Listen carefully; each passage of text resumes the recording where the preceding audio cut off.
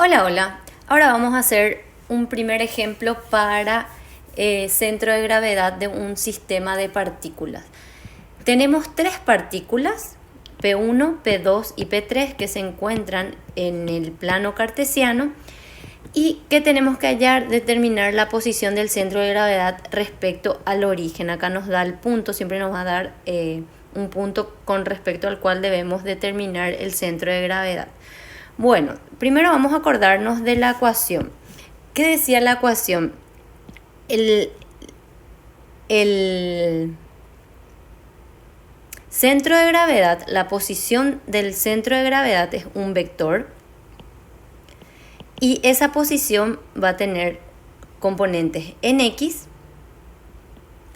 y en Y del centro de gravedad.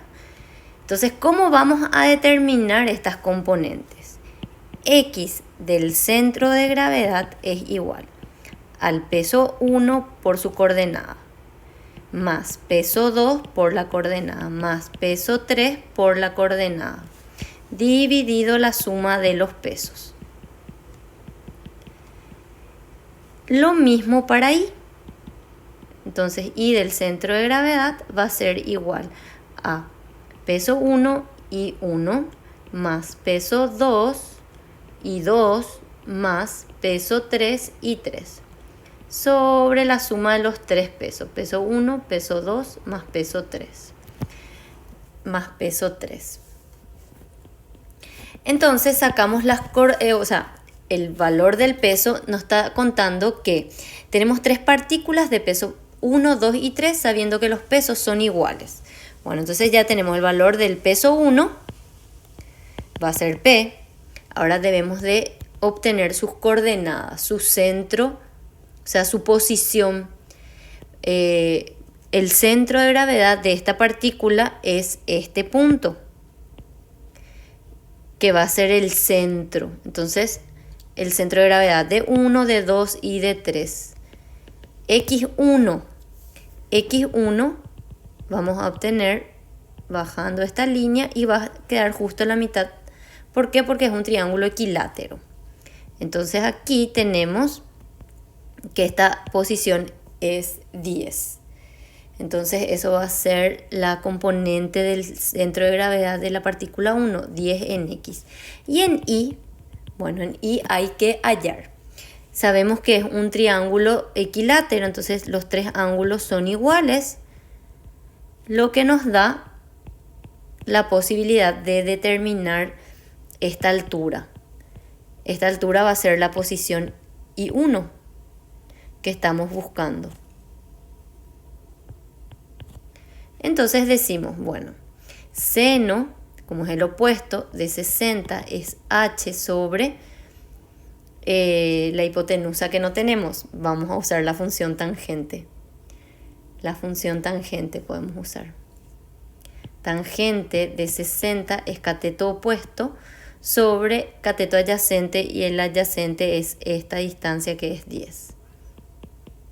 Entonces h es igual a 10 por tangente de 60. Entonces h nos queda 10 raíz de 3 medida en metros. Eso es lo mismo que 17,32 metros.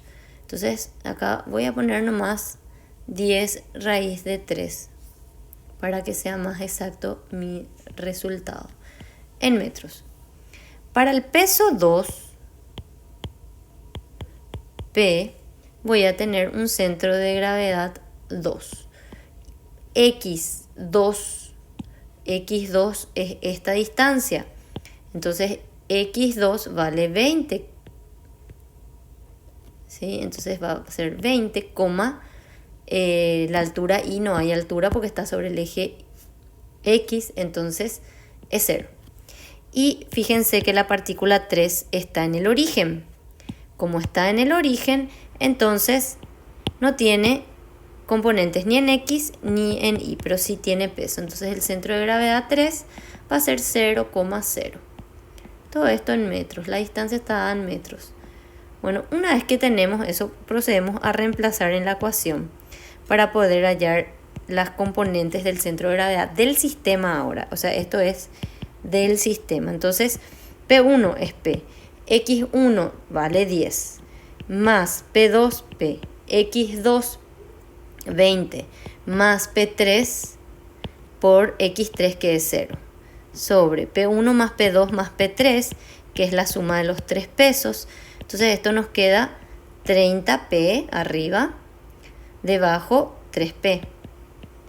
P se va con P, entonces nos queda que la componente X del centro de gravedad del sistema es igual a 10 metros.